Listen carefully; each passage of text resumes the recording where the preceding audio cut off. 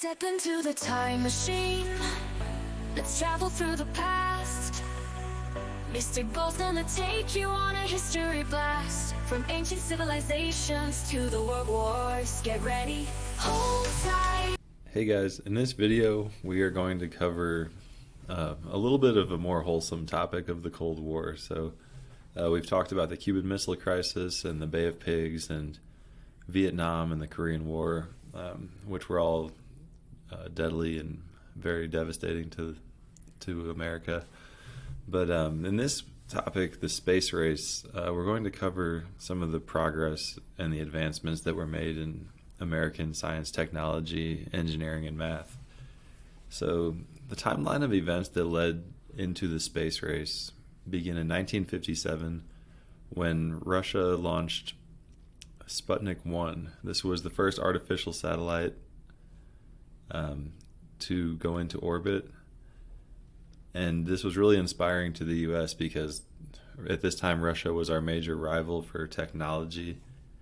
And at this point, the U.S. didn't have NASA or any type of space program. So 1957, Russia launches Sputnik 1. And in response, in 1958, the United States creates NASA for the first time. And they begin to work on launching their own satellites. In late 1958, the U.S. launches its Explorer 1 satellite. Not to be outdone by that, the Russians in 1961 achieve another milestone. They send the first human into orbit, Yuri Gagarin, aboard Vostok 1, and he orbits Earth, which at this point is very far beyond the U.S.'s technology. So in 1962, JFK declares his ambitions where he says by the end of the decade, the U.S. is going to send a human to the moon. And that's a huge statement to do when we haven't even sent a human into space, into orbit at that point.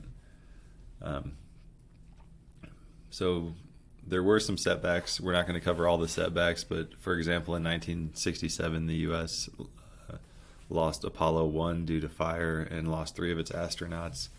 But thankfully, by 1969, the United States successfully lands and launches Apollo 11 to the moon. Neil Armstrong becomes the first person to walk on the surface of the moon, which makes it a significant victory for the U.S. in the space race. And after the moon landing, things died down as far as missions into outer space and the competition with the Russians, because the U.S. declares victory at that point, saying, "Oh, we've won. We've landed on the moon, even though we didn't get into space first or orbit the Earth first. We're calling the space race at this point. We've landed on the moon." And then finally, in 1975, the symbolic end comes when the U.S. and the Soviet Union launch a joint rocket into space to dock into orbit. This is collaborative, where the U.S. astronauts and the Russian cosmonauts go and visit each other's space vessels, and peace is had. There's no longer conflict in the sense that they're aggressive towards each other. They're starting to work together.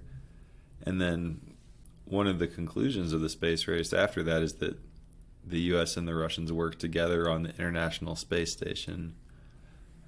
So that shows that there's goodwill between the two countries. They're willing to put aside their tensions in government in order to achieve collaboration in math and science and astronomy and all of that. So the major conclusions of the space race is that there have been significant advances in science and technology, especially in material sciences and like the metals and the materials that are needed to go into space, and then also the telecommunication and computer technology needed to launch and control satellites in outer space.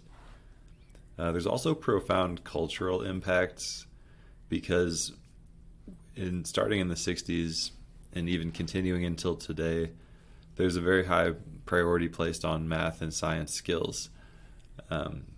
There's there's a lot of great jobs now that have been created for that, and there's sort of a glorification of those skills.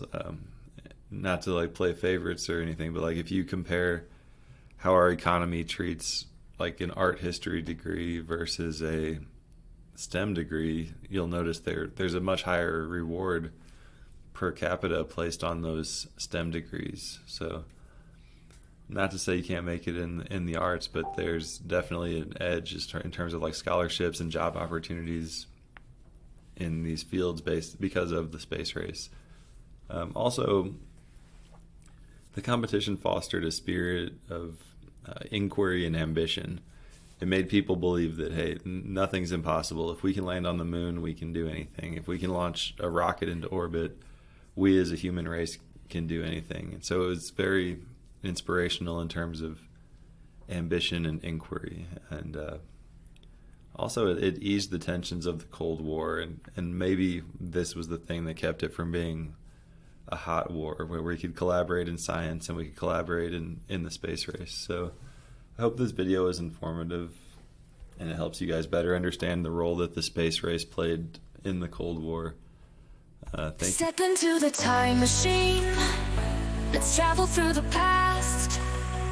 Mr. Gold's gonna take you on a history blast from ancient civilizations.